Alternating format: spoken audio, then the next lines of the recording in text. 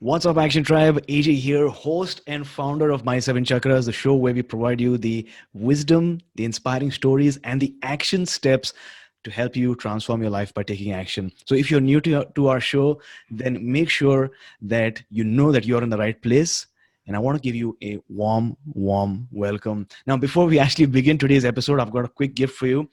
If you are interested in balancing your chakras, then you're going to love this. I've put together an HD video training that will help you activate your subtle energy sensitivity so that you can start feeling your seven chakras. So especially if you're new to this field, this will be a completely new sensory experience for you. And the best part is that it's a whole lot of fun. Okay, so to get started, start streaming your video. Go to mysevenchakras.com/1111. That's mysevenchakras.com/1111. Make sure you go there and check out the video. And with that, let's bring on our special guest for today, Carly Pollack. So Carly, are you ready to inspire? Born ready. Awesome. So Carly Pollack is the author of the book Feed Your Soul and is the founder of Nutritional Wisdom, a thriving private practice based in Austin, Texas. She's a certified clinical nutritionist with a master's degree in holistic nutrition. Carly has been awarded Best Nutritionist in Austin 5 years running and has helped develop and has helped support over 10,000 people achieve their health and happiness goals. So this is the book that we are going to talk about today. Feed Your Soul. Look at that good looking thing. Yeah, exactly. Look at that. Look at that. It's a good looking book right there. Fresh vegetables. That's exactly what you need. Food that supports your vibration and not the ones that reduce your vibes. So little context, little background. Action Tribe, I want to provide you some context and look at today's topic through the lens of the chakras. All right, because we talk a lot about chakras on our podcast, a lot about energy work, and the food that we put into our bodies influences our chakras and our energy centers. Every food that we eat has a vibrational quality and property, which depends on many factors like the color, how fresh it is, whether or not it's processed. Our food, as we're going to learn today, is connected with our thoughts, our emotions, and the story that we tell ourselves, the narratives. Eating the right food can help us lose weight on a long-term basis, have more energy, save time and money, and ultimately leave us feeling very fulfilled. And that's probably why the book that we're going to talk about is called Feed Your Soul. So thanks a lot, Carly, for joining me. Really excited and glad to have you. Thanks for having me. Yeah, this is such an important conversation. I'm just grateful that you are providing a platform for people to get this information. Absolutely is. Now, as you might know, that we always begin every episode with a dose of inspiration. So what is that inspirational quote that you have for us and how do you apply it in your day-to-day life? I read this book many, many years ago, and the quote that stuck with me from this book, and the book was, I'm blanking on the title, it'll come back to me, but the quote was, "Preach not to others how they should eat, but eat as becomes you and be silent." Preach not to others how they should eat, but eat as becomes you and be silent. The book was written by Charles Eisenstein, and the book's called The Yoga of Eating. Mm-hmm. And, to me, this quote, the quote means to me to find your unique medicine, to find the diet that works for you, and then to stop preaching to everyone about how they should follow in your footsteps, but just to make it your own path and be silent about it and let everyone be inspired by how vibrant and healthy and amazing you feel, and have that be the way you put that teaching out into the world, instead of what we have now, which is we're bombarded by everyone who thinks they are right in their form of eating. You have paleo, you have vegan, you have South Beach keto.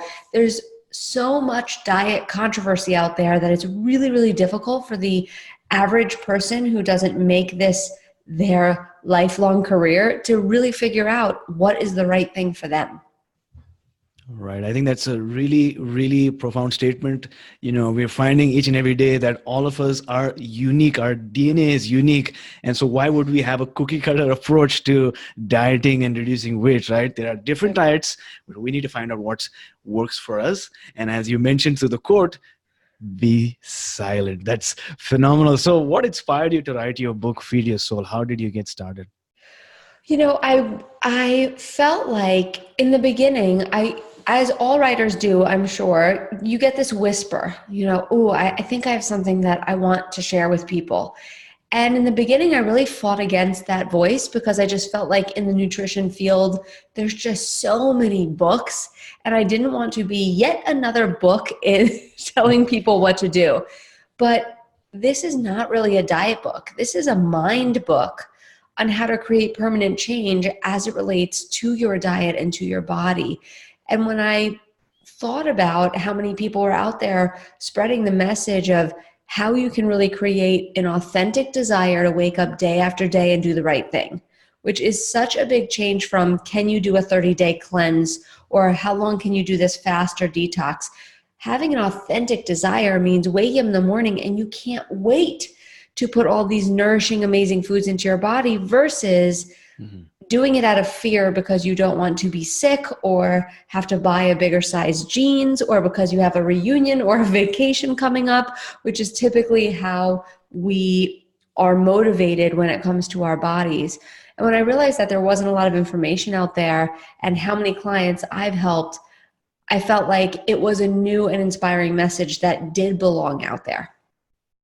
Got it. So there you go, Action Tribe. People who are watching at this stream right now, just imagine how it would feel if you could wake up and really look forward to the food or the foods that you were going to have during the day, having that true happiness and the true seeking for your lunch or maybe your dinner. That's exactly what we're going to talk about on today's episode. Now, Carly, you speak about something called food karma. Right. So what exactly is that? So I made up the term food karma. I realized that food has a vibration, just like us as energy beings have a vibration. And the law of karma is, what you put out comes back, what goes around comes around. And I realized that when we feel crappy, we tend to crave foods that make us feel crappy. So there is this kind of karmic boomerang when it comes to food. When we feel really great, when you leave a yoga class and you're walking on air, you don't want to eat fried chicken and biscuits. Yep. I'm from Austin, so that's the first thing. You don't want to eat tacos and queso. You want to eat a salad. You want to go grab a smoothie or a green juice. But when you're sitting at home alone on your couch and you're lonely, or if you're a woman and you're PMSing, it's like the only thing you could think of are these fatty, fried, chemical-laden processed foods. And there is this karmic type relationship. The hard part is that in our language, we call these food comfort foods. It's quite the opposite. These foods are uncomfort foods. They make you feel uncomfortable. And because we know that words and thoughts have so much power, even by calling these foods comfort foods can create a great deal of misguided action on our part because we're going, oh, I'm so uncomfortable. I could use something comforting. And then the first thing we think about are these foods that ultimately will leave us with two problems, not one. And this is one of the tools that I use all the time to this day. When I have something that's making me feel uncomfortable and my mind says, ooh, you know what you need. And it gives me some craving for food. I'll say to myself, Carly, right now you have one problem, which is the way you feel emotionally and the story that's driving that.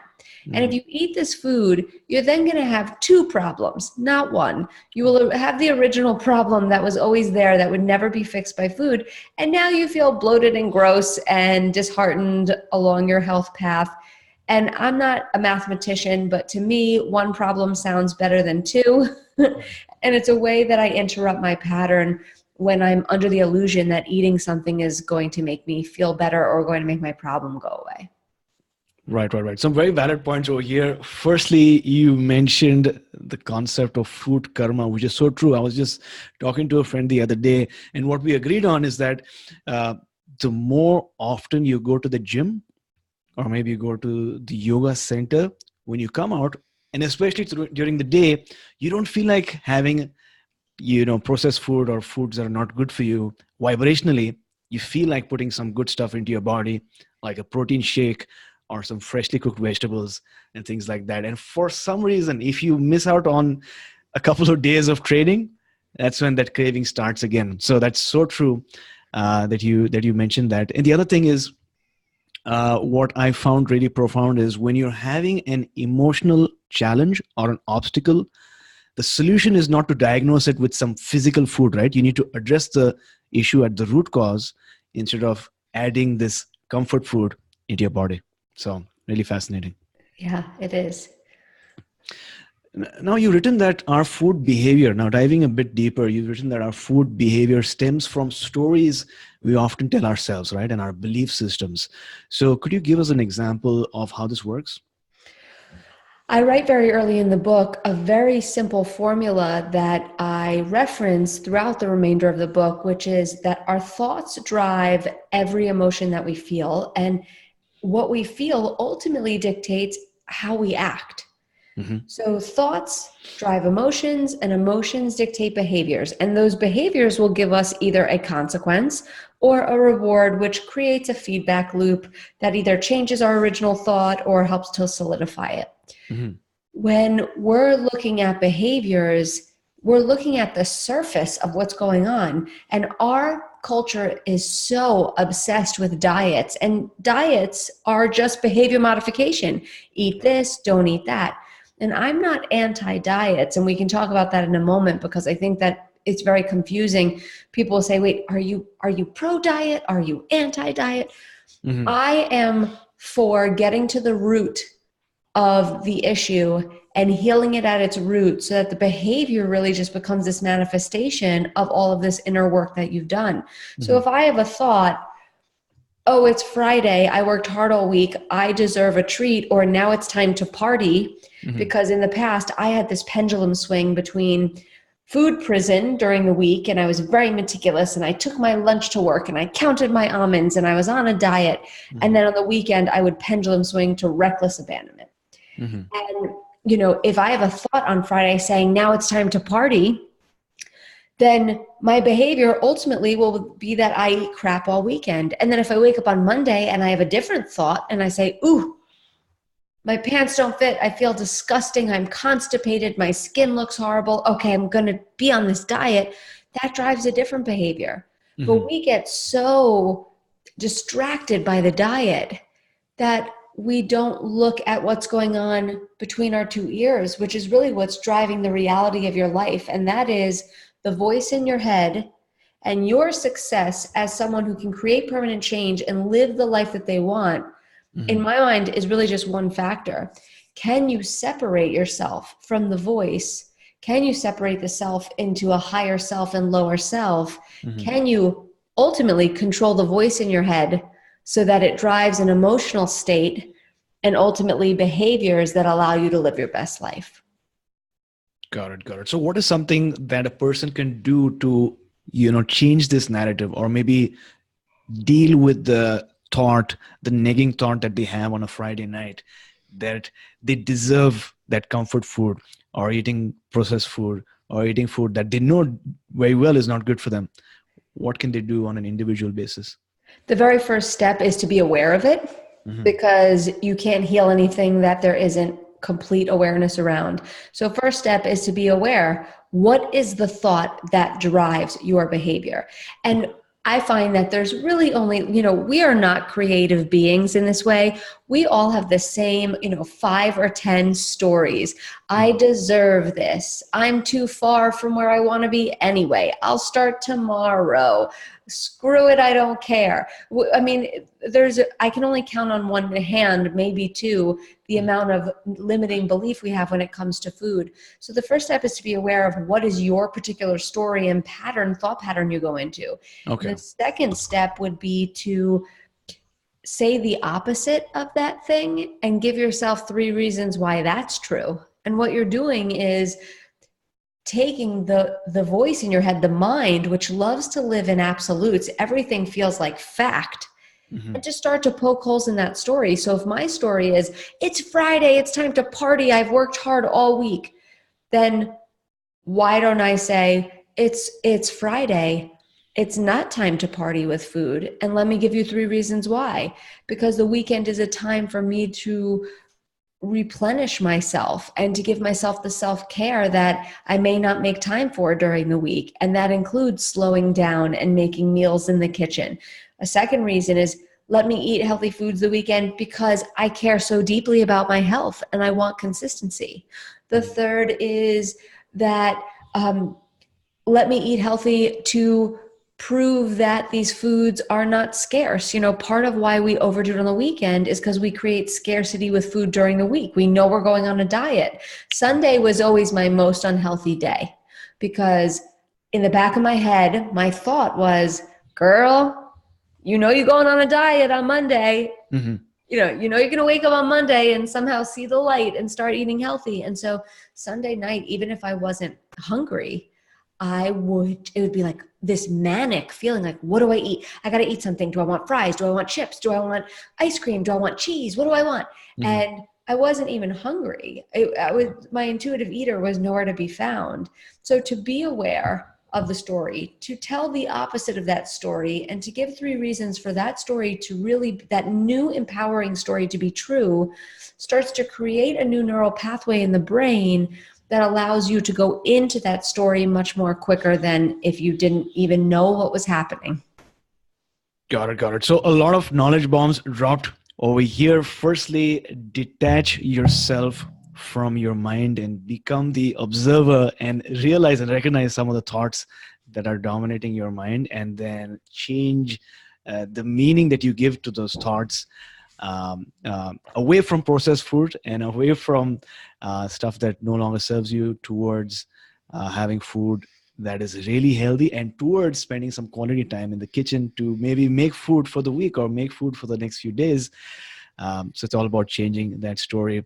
Now, for someone who's watching right now, someone who is watching this stream at this moment, who wants to lose some weight before summer begins or in the next few months, what is one myth or maybe 2 myths that you often see spread about the process of losing weight? One myth I would say is that if you want to lose weight, you have to count calories. I am vehemently against calorie counting for more reasons than we can even, we could do a whole hour on calorie counting. Okay. But for the number one reason, which is it shuts off your intuitive eating guide, because now you're looking at numbers and going, oh, I have 200 calories left, so I should eat this. Or I'm actually physically hungry, but I'm out of calories for the day, so I need to starve myself until tomorrow. Right. And it just creates this obsessive, unhealthy relationship with food, which ultimately bleeds into an unhealthy relationship with body image. So that would be one myth. The second myth with weight loss is that it would probably have something to do with people believing that they have to either go low fat, or that they can't have any carbs, or that they have to be perfect. I'll go with that one. That the second myth is people think they have to go on a diet and they have to be absolutely perfect. If you feel like you have to do all the right things in order to lose weight, there is something off hormonally with your body. You should be able to, 85% do the right thing and 15% have balance, and still have the body physically begin to show you signs of improvement. So calorie counting is something that I was intuitively against. I mean, a lot of people have mentioned, people that I know, that you should, count your calories. A, that's difficult to do. It's a lot of work. And B, I'm of the belief that historically, through the evolution of man has always had food, not, like breakfast, lunch, and dinner, but whenever they have food available, right? Whenever they need to really eat. And so my question is, what are your thoughts on intermittent fasting? Because I myself, I tend to skip breakfast. And I find that like my energies throughout the day have really improved. I find it serves me, and also from an evolutionary standpoint of not having to have that regimented breakfast, snack in between, and lunch, and then snack and then dinner. It's really freeing. So what are your thoughts on that? Different diets work for different people, just as intermittent fasting would be, and I define a diet as a way of eating. So intermittent fasting would be, a type or an aspect of dieting. I personally, I have a young baby right now, so I'm breastfeeding. But before I was pregnant, I practiced intermittent fasting, Okay. and it worked really well for me. And I plan on picking it back up when I am no longer breastfeeding. But I will say there are some people for which intermittent fasting would be unhealthy. Sure. Of course, pregnant and breastfeeding moms, but also I notice people with hormone imbalance, thyroid issues, autoimmune issues.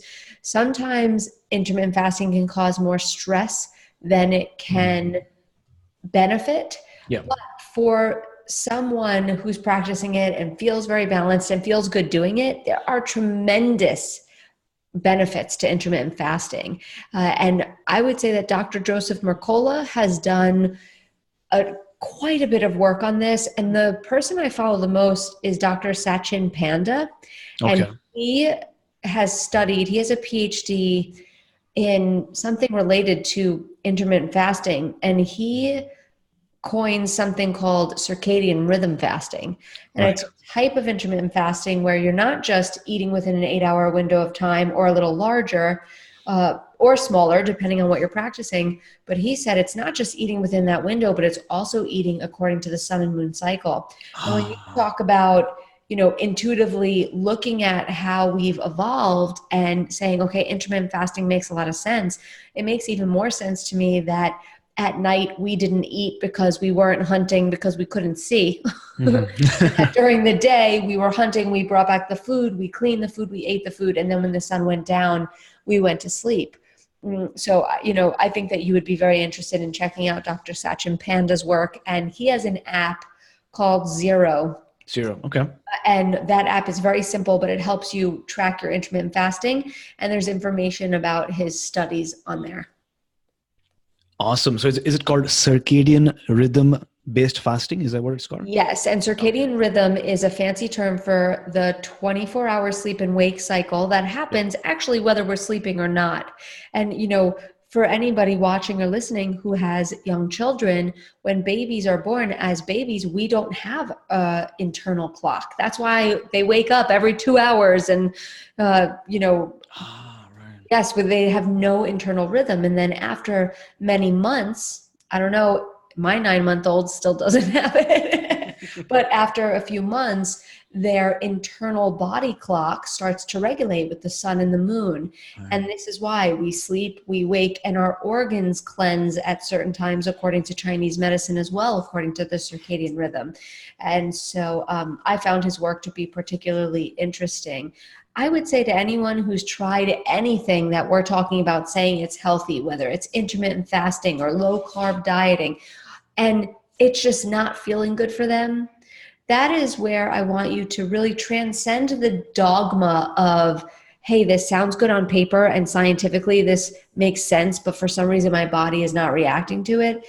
Truly, we have to become so much more intuitive when it comes to our bodies, but the language of the body is to speak in symptoms or lack of symptom. And it's just not a language that we've ever learned. In the book, I dedicate a chapter to teaching people about specific food and what you should eat to lose weight and be healthy, because I knew that if I wrote a book that was about nutrition but didn't give people guidance, that they would be upset. So I did dedicate one chapter to say, okay, listen, the rest of the book, we're not going to talk about this because this is not what this is about, but here's this information you're looking for. And then there is a piece of finding your unique medicine, and I'm teaching people how to figure out what works for them by teaching them how to listen to their body cues. This way, they're not relying on a book that's saying, okay, this paleo worked for me, so it's going to work for you, or going to someone who, as a practitioner, I always tell my clients, it's always a red flag if you sit in front of somebody and without them really having intake, they say, okay, I know exactly what you should be doing. How? Everyone is so incredibly different. And it's not just that we're different from each other, it's that we are different from ourselves at certain parts of our lives. You know, our body is constantly evolving. And you've probably heard one diet works for no one, but one diet doesn't work for the same person at different Different. seasons of their life. Yeah. Yeah. So there you go, Action Tribe. If you're watching right now, make sure you're taking down some notes as well, or you know exactly what to do after today's session.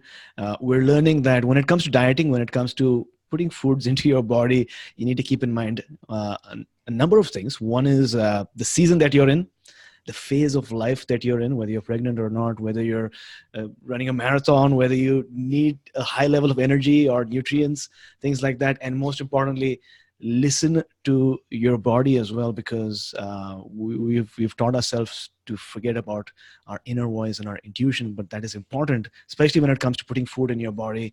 If it doesn't feel right, then it's probably not right, or maybe you need more information, more guidance. It's always good to counsel with an expert or a practitioner. Now, you've alluded to this a bit, Carly, but could you talk to us about the different levels of food freedom and how they're related to the term called food prison?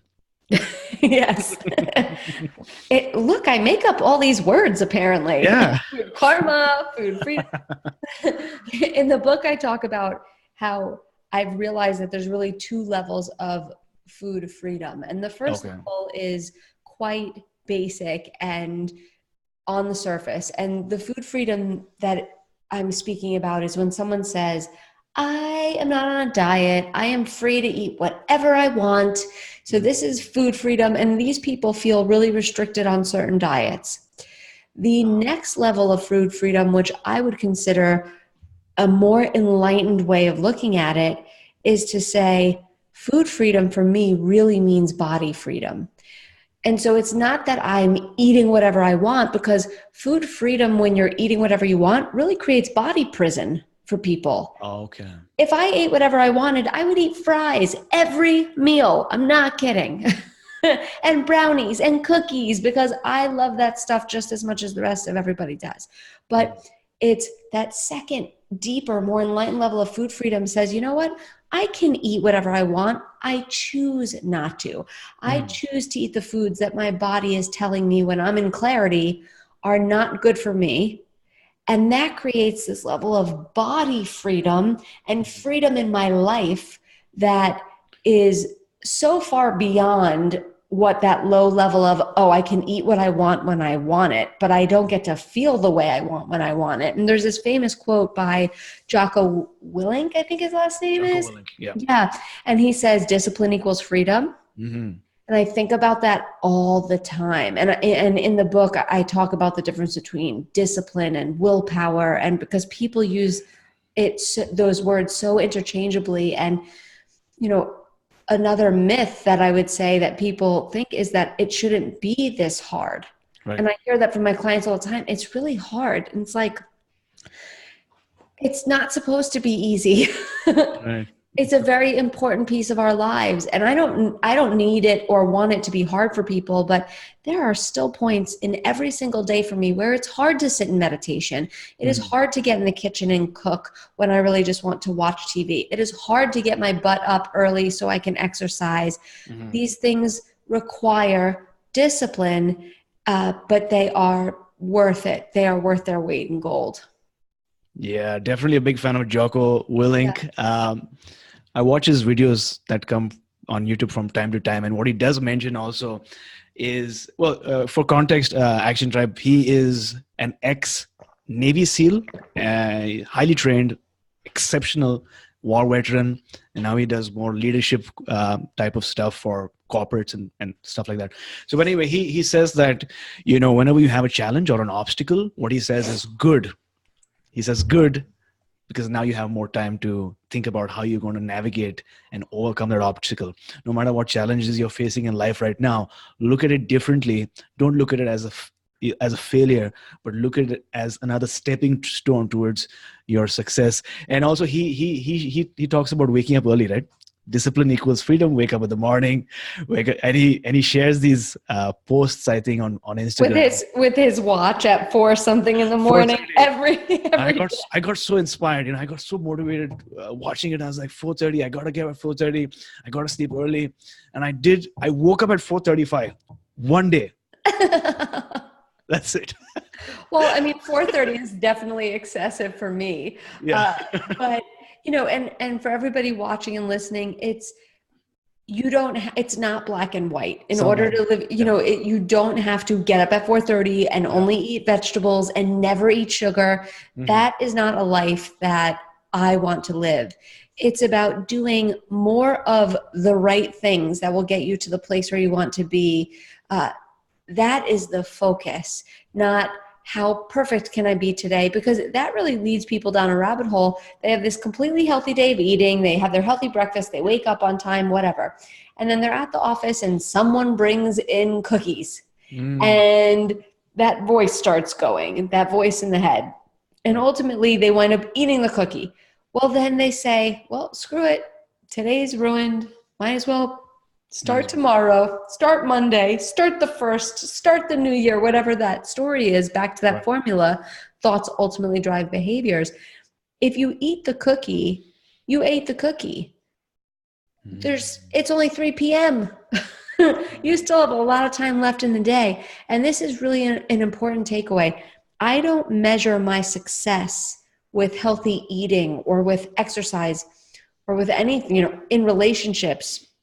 I don't measure my success with how perfect I can be. I measure my success for when I fall off or out of clarity with what I want, how quickly I can get back on track. And so if I eat the cookie and then get back on track the rest of the day, honestly, to me, that is more successful than not eating the cookie, torturing myself about not eating the cookie, being friggin' miserable by the end of the day because I feel so restricted. And yeah, I may go to sleep and physically wake up feeling leaner or a flatter stomach tomorrow, but I'm not happy. And the end goal of all goals is to be happy. And not, oh, well, these junk foods are going to make me happy. And Carly said, you should just be happy. So I'm going to eat the foods. Did you hear her? She said, just be happy. Bring on the Cheetos. But it's about the fact that I was able to do some deep spiritual work and recover my thoughts and recover my clarity and get back to a place of feeling like I'm in alignment with the type of life I want to live. I feel if people would give themselves a little bit of grace in that way and look at success and redefine it that way, there would be so much less black and white extreme on and off dieting.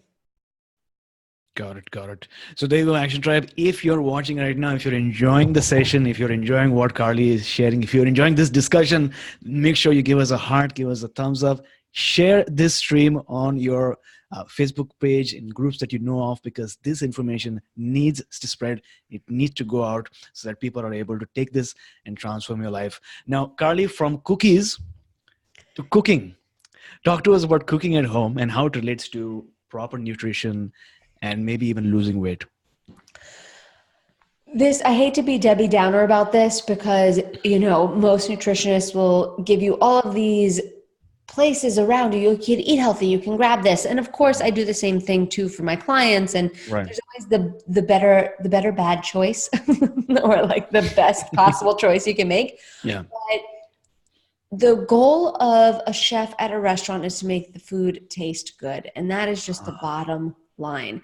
And it's to keep the food costs down and to make the food taste good. And there are so many invisible foods, foods that you can't see that, for example, a long time ago, I went to this restaurant in Austin and the chef happens to be married to my cousin. So we're at the restaurant and I order a salad and I think to myself, I want to be even healthier. So I'm going to order a side of Brussels sprouts. Okay. And he comes over to say hi to us. And I said, Chef Drew, these Brussels sprouts taste so good. I never get mine to taste this way. How did you make them? And he said, well, we fried them. And, anytime you fry a food, it's now a dead food. So this Brussels sprout is just a French fry in a prettier outfit. Right. And I thought I was doing the right thing by adding another vegetable. And the truth is, if you're eating something at a restaurant and you say, I make this exact thing at home, but it doesn't taste as good, it is too good to be true. It's because there's an entire stick of butter. And I'm not anti-butter, but I'm anti an entire stick of butter that I don't know about, because I would never put an entire stick of butter in my, in my food. And these Brussels sprouts did not have, they did not look fried. They did not have breading on them. They were crunchy, but I figured they were baked or stir fried. And it's just a perfect example of an invisible food, something that you really can't see, but is causing ill health for you. And cooking at home is really the only way for you to have your two hands in the food, is the only way for you to not only control what you're eating, Yeah. but also to infuse love into the food. And I do believe there's something about, taking that effort to nourish yourself and saying, I am going to, my own hands are going to prepare this food. And, if 80% of the time you eat home and 20% of the time you eat out, that's fantastic. Mm-hmm. Or if that's what you do already, then I'd like you to push yourself to 90%. I have a rule that I follow, which is I have 2 free meals per week. And Okay. those free meals are, I eat whatever I want, not quantity. I don't want to overeat, but I choose whatever I want. This way, nothing to me feels off limits. If I want pizza, if I want a donut, if I want French fries. And so usually those 2 meals I'll eat out at a restaurant, and then Okay. the rest of the meals I make at home. Got it. Got it. So do you carry your meals in like a case or something when you go out, when you're at a meeting maybe and you want to have your lunch? Absolutely. I bring my lunch to the office when I'm at the office, and there obviously are places around every one of us, no matter where we live, where you can go and get a salad. And a salad is the least likely to have an invisible food, unlike a mashed potato or, something like that. And there are places where I know I can go out and grab something that is going to be the closest to what I can make at home. Got it. Got it. So let's say you have your food right now. What are some conscious eating principles or habits that we can learn to just eat more consciously? One of the habits is to know the difference between physical hunger and emotional hunger. Okay. There's really only 2 reasons why we eat. We eat because we have a physical need for it, and we eat to shift an emotion. The hard part about this is that there's 200 plus emotions we can feel. So at times it feels like we're eating for 200 reasons other than we're hungry. For me to simply just ask myself to close my eyes when I walk into the kitchen, or I open the pantry or the fridge, and to just close my eyes and say, am I hungry? And check in with my stomach. There's a rating system. You could do 1 to 5 or 1 to 10, just to give yourself some idea of 10 being incredibly full and 1 being starving. And where are you along that hunger scale? So this way you can go, could I wait? That's another question I tend to ask myself, because I am in the past, I was a complete overeater. I was like a goldfish. If you put food in front of me, I would just eat it. Yeah. And now when I ask myself, am I physically hungry? A lot of the time my mind is so quick to answer, yes. And a lot of people listening to this will go, yeah, I don't know if I can trust myself if I ask, am I hungry? I don't know if I really trust the answer. And so if you don't 100% trust the answer, I ask a second question, which is, can I wait right now? If I was to walk away from food, could I wait to eat something? Right. And that typically gives us a much clearer answer, like, oh, I'm hungry. But yeah, I guess I could wait another 20 minutes, hour before my blood sugar starts to drop and I really feel hungry. Because when we're hungry, we know. Don't you agree? It's like when you're hungry, one, you crave true nourishment, not a bag of chips. But when I'm hungry, if you ask me if I could wait, it is a very clear, no, get out of my way, I'm going to eat your arm sort of thing. Oh, yeah. Totally true. I mean, in my case, like I do intermittent fasting, and I've gotten better and better at it. I used to feel really hungry in the morning before, but then I slowly moved to having my breakfast at 12:30 to 1:30 to 2:30, and it's working for me. Like different stuff works for different people, but at like 2:30, I want to have a nice big meal. nutritious meal, because like you mentioned, when you're hungry and when it is time, you just want to eat. So thanks a lot for sharing. Carly, based on what we have discussed today, we've spoken about so many different topics, nutrition, our thought patterns, our narrative, how to recognize those triggers and moments of truth, so to speak. What is it one action step that you'd like to recommend for someone watching right now? Other than to buy the book, Feed Your Soul, I would say the number one most important action step you can take is right after you listen to this. And remember, there's going to be a window, and the window is probably about 5 seconds before your mind talks you out of doing something.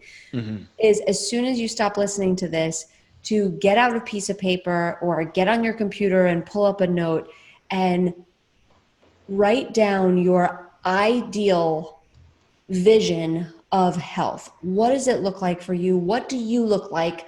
Even to the point of what are you wearing? I want it to be so specific that I could read it out loud and throw it on a television screen, and it almost plays like the trailer of you living your best life. So, I remember when I was pregnant, and because we have different visions as we go through life.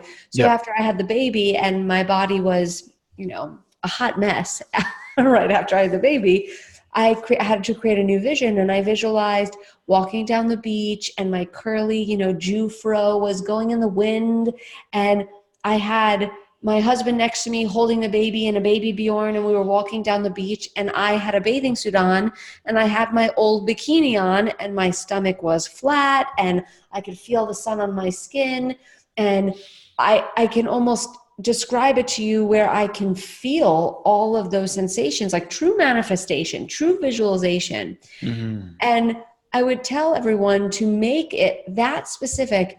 And then for the next 30 days, wake up and read that every morning. And then visualize how you're going to go into the day. Something I do mostly every morning is, even while I'm brushing my teeth, this does not have to be in meditation, but while I'm brushing my teeth or putting on my makeup, I visualize how I'm eating, how I would like to eat throughout the day, Mm-hmm. saying no to this, eating slowly here, making the right choices. And then I visualize myself on the couch at night saying, oh, wow, I really, kicked butt today. And waking up the next morning feeling lean and energetic, and, my digestive system is healthy. And I'm already putting out there what I want to happen. And it's so much more likely that when I get to that place where someone says, here, you want a cookie, or you want to go out to eat instead, even though I've totally have my meal prepped, it's almost like I've rehearsed it, and it comes so much more easily to me. Got it. So thanks a lot for sharing, Action Tribe. As we keep learning in our podcast that the mind does not know the difference between something that you vividly imagine and something that's happening around you. The more you visualize, the closer and closer you get to your true reality, which you want to manifest. And it's powerful, it's true, but you need to be consistent with it. To read the entire show notes for today's episode, including the inspirational quote, what is going to be shared in the wisdom round, the book recommendations and things like that, make sure that you visit mysevenchakras.com/274. That's my7chakras, 7 is a word, mysevenchakras.com/274. Again, we're not done yet. We still have a portion of our show left. It's not that I'm smart. It's just that I stay with problems longer. Now, this is an amazing quote by Albert Einstein, and this is something that I found to be so true. Resilience is one of the strongest qualities that sets humans apart. And sometimes we give up when we're just one step away from that transformation or that solution or that obstacle in front of our path, right? There are some problems that are complex, that are difficult to solve, that we cannot do individually. But like one of the most smartest geniuses in the world, Albert Einstein, once mentioned, sometimes you just have to stay with that problem for just a little longer because help is on its way and you might be closer than you can imagine to the solution that you're looking for. So build that resilience, keep trying, and do not give up. So Carly, talk to us about one life challenge that you have gone through or have experienced in your life. How did you go through it and how did you overcome it or come out of it? Let's see here. It's hard. It's funny that not a lot comes to mind, probably because I've trained myself to not look at anything as as a challenge, as something that was negative, and looking at everything as something that is happening for me, not to me. But as I'm babbling, I guess I would think about, when I first moved to Austin, I'm a New Yorker at heart. I grew up in Staten Island, which is gross, so I don't tell anybody that. But I moved to Austin and I was getting my master's degree, and I wanted to work for a Whole Foods Market. And long story short, I wound up working for a Whole Foods Market because their world headquarters is here. And I piloted the first ever nutrition consulting program for the company. And at the time, I was working. John Mackey, who is the CEO of Whole Foods, and a very lovely man who I respect greatly and love, and I have a friendship with him. But he is a pretty diehard vegan and no oil. And I remember there was this point before they started a program that they still have to this day, I believe, which is called Health Starts Here. And they were pushing basically a vegan, no oil protocol and diet. And I sat down with some of the high ups at Whole Foods, and they said, listen, Carly, if you're a nutritionist, you're going to need to recommend this diet. We can't have you, understandably so, and I agree with them, we can't have you in the store telling people, different diets work for different people, because we're about to throw out this program and we really need you to be on board.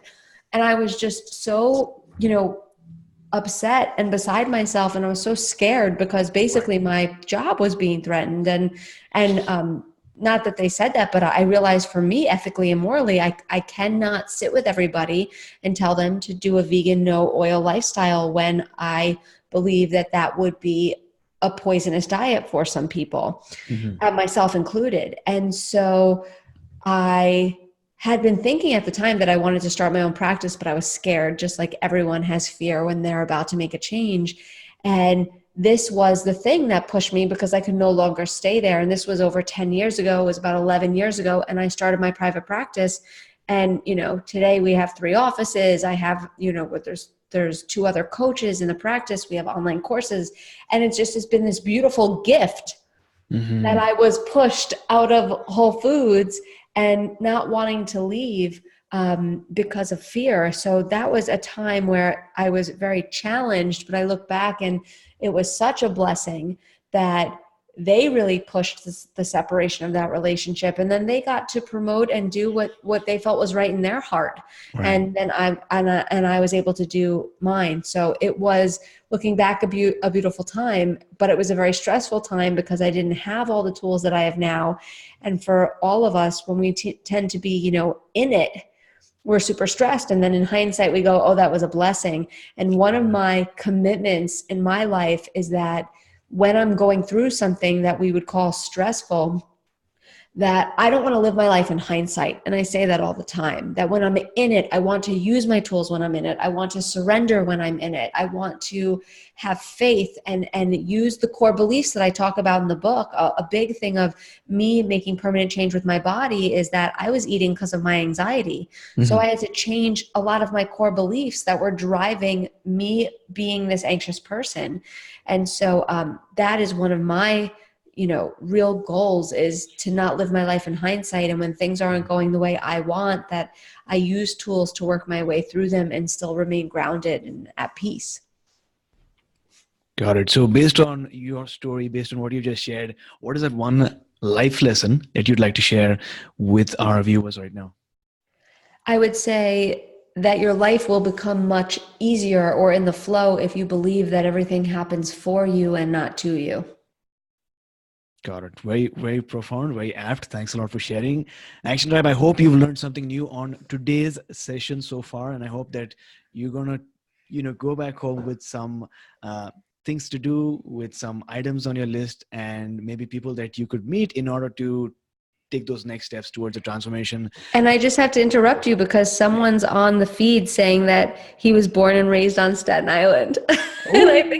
and so we're kindred spirits, and I hope you got out of Staten Island. There you go. Awesome. Our live community is building and growing. So make sure you share, make sure you give us that heart, because in the next live stream, we're going to have a larger community as well.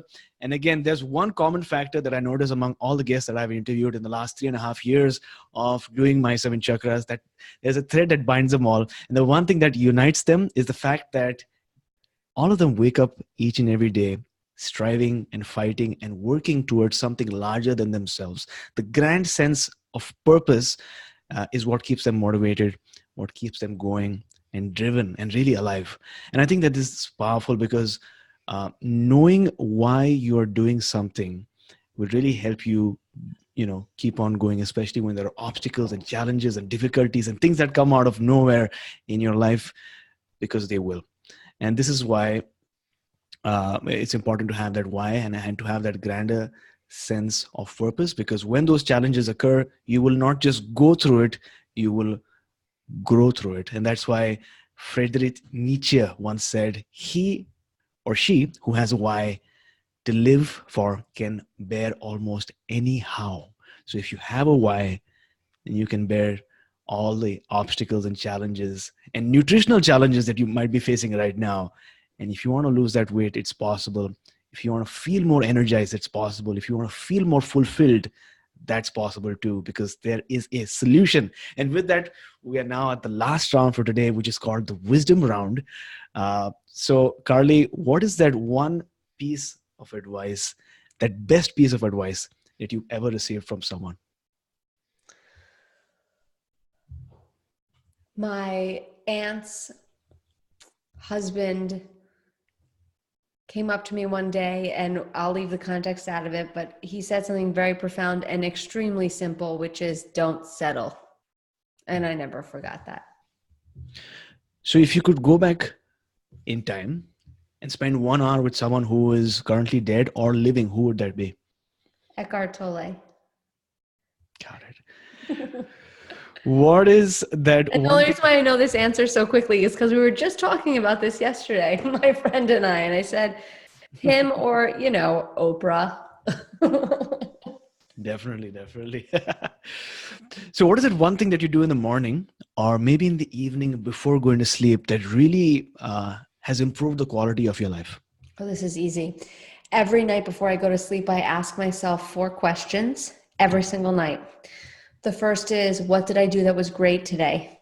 And I always celebrate something that I've done. The second is, how could I improve? The third is, what am I going to do tomorrow to put this improvement into action? And the fourth and last question is, how did I meet and overcome resistance today? Got it. And if you could recommend one book for our listeners today, what would it be? Right now, I'm rereading The Untethered Soul by Michael Singer, and I love him. It's a very popular book, but his second book, The Surrender Experiment, was so fantastic. So if you've read his first, definitely pick up The Surrender Experiment. And if you don't know about Michael Singer, then you can start with The Untethered Soul. So there you go, Action Tribe. I know that all of you watching and listening to our show love the book recommendations that are shared on the show. And that's why audible.com has offered to give our listeners one free audiobook with a free 30-day trial in order to try out their service, which is basically books, but you can listen to these books. And they've got a huge library that you can listen to on iPhone, Android, or Kindle. And they have The Untethered Soul and The Surrender Experiment as well. They've got all the books. So to get your book, download your book, go to mysevenchakras.com/free book. That's mysevenchakras.com/free book. So Carly, thank you so much for joining us on today's show and coming with us live. For now, what is it one thing that you're really grateful for, and how do our listeners get to know more about you? I'm really grateful for my family today. I'm having the day to be with my daughter because I'm normally working, which I guess I'm working right now. but the rest of the day I'll be with my daughter, and that's a beautiful thing. Everyone can find me on Instagram at Carly Pollack at carlypollack.com. That's CarlyPollack.com. My private practice in Austin is called nutritionalwisdom.com. And I'm on Facebook and I'm all around. So head to the website, carlypollack.com, and sign up for my free weekly emails. That'll be the best way to stay in touch. Got it. So, Action Tribe, thanks a lot for joining us today. If you're listening to this on our audio podcast, and if you want to get the book, which I highly recommend you do, then make sure you go to mysevenchakras.com/274 book. That's mysevenchakras.com/274 book. For viewers, this is the book. It's an amazing book. A lot of amazing wisdom and actionable advice that you can take in order to transform your relationship with food and feel great, lose weight, and feel fulfilled. So, Carly, thank you so much for joining us on today's show, talking to us about how we can feed our soul and taking us one step closer to a human revolution. Thank you so much.